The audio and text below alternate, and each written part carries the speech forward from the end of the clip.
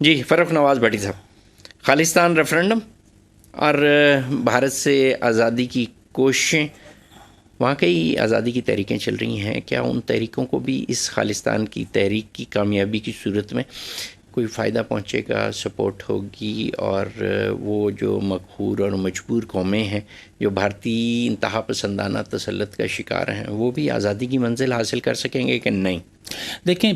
اس میں جو ہے وہ خالصتان کی تحریک کے حوالے سے جو ہے وہ سمجھنا ہوگا کہ اس وقت جو ان کی موو ہے وہ کس طرح انہوں نے طاقتور بنائی ہے۔ پہلی بات تو یہ ہے کہ کینیڈا میں سب سے بڑی تعداد میں اس وقت سکھ کمیونٹی ہے، اور اس بات کے امکان کو رد نہیں کیا جا سکتا کہ آنے والا جو ہے وہ وزیر اعظم جو ہے وہی سکھ جو ہے وہ نہ ہو۔ تو اس حوالے سے پوری دنیا میں، امریکہ آپ لے لیں، لندن لے لیں، یورپ لے لیں، وہاں پر سکھ بڑی تعداد میں ہیں۔ ان کو یہ سمجھ آ گئی تھی، یہ جو ابھی شراز صاحب کہہ رہے تھے جی کہ ہم نے پتہ نہیں کیا بڑے کو احسان کر دیے ان پہ، جو آپ نے ان پہ احسان کیے ہیں نا وہ بھولے ہوئے نہیں ہیں۔ ان کو اس بات کا اچھی طرح اندازہ ہو گیا ہے کہ یہ آزادی لینے کے لیے ہمیں خود جدوجہد کرنی پڑے گی، اور یہی وجہ ہے کہ انٹرنیشنل حوالے سے انہوں نے پوری ایک موو بنائی ہے۔ اور یہ بڑا مشکل ہوگا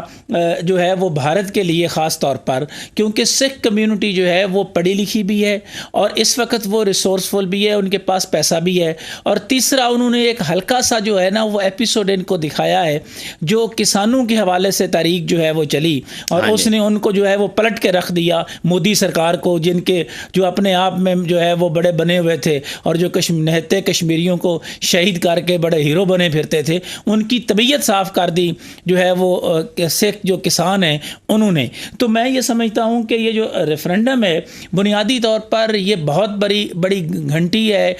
خاص طور پر خطرے کی گھنٹی ہے بھارت کے لیے، کیونکہ اگر یہ تحریک کامیاب ہوتی ہے تو اس کے بعد اشام کی تحریک جو ہے وہ بھی سر اٹھائے گی، کشمیر کے اندر بھی ہے، اور دیگر بھی بھارت میں چھوٹی بڑی جو ہے وہ تقریباً 25 سے 30 کے قریب جو ہے وہ علیحدگی کی تحریکیں جو ہے وہ چل رہی ہیں۔ اور اللہ ماشاءاللہ اگر مودی سرکار رہی اور ان کی یہی ہندواتا والی سوچ جو ہے وہ پروان چڑھتی رہی تو پھر کوئی مشکل نہیں ہے کہ جناب وہ سارے کے سارے لوگ جو ہیں وہ کہیں جی کہ ہم تو ان کے ساتھ جو ہے وہ رہنا ہی نہیں چاہتے، جس طرح کا رویہ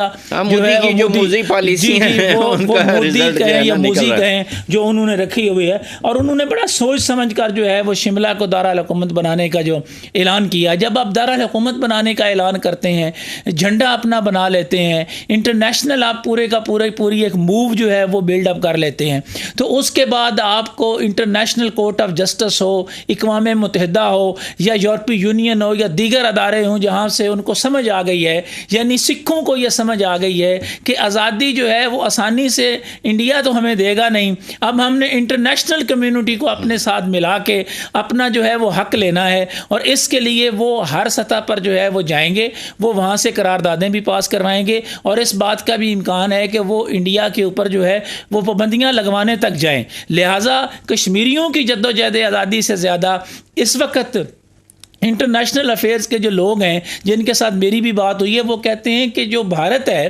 وہ کشمیری جو مجھے اس وقت لڑ رہے ہیں بیچارے نہتے ہیں، ان کی نسبت جو ہے وہ سکھوں سے زیادہ خوف زدہ ہیں، کیونکہ انہیں یہ خطرہ ہے کہ سکھ جو ہیں وہ ان کو زیادہ ٹف ٹائم دے سکتے ہیں، اور چونکہ وہ بطور کمیونٹی دے بھی رہے ہیں، پوری طرح ہر جگہ پہ جو ہے وہ سکھ موجود ہیں، دلیر بھی ہیں۔ اور